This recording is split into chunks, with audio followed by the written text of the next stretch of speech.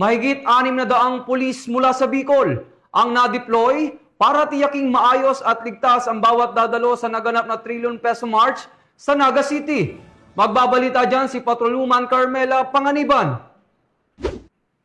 Mahigit 600 tauhan ng PNP Bicol ang na-deploy noong ika-1 ng Oktubre taong kasalukuyan upang tiyakin ang ligtas, mapayapa at maayos na pagdaraos ng trilyon-peso march sa Naga City. Ang nasabing aktibidad ay dinaluhan ng libu-libong individual at iba't ibang organisasyon na nakiisa sa mapayapang march rally laban sa korupsyon.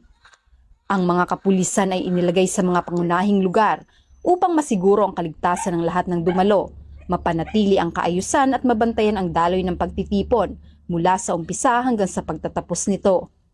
Sa ilalim ng komprehensibong security plan, ang PNP ay nag-focus sa pamamahala ng trapiko, pagbabantay sa paligid at kahandaan ng quick reaction teams at civil disturbance management units.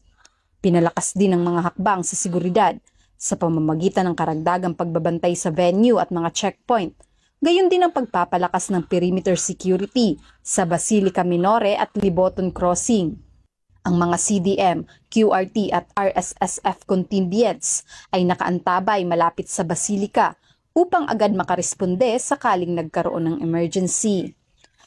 Tiniyak ng PNP Bicol sa publiko na ang mga pulis ay nananatiling mahigpit sa pagbibigay proteksyon at kaligtasan sa lahat at sa pagpigil ng anumang illegal na gawain at kriminalidad.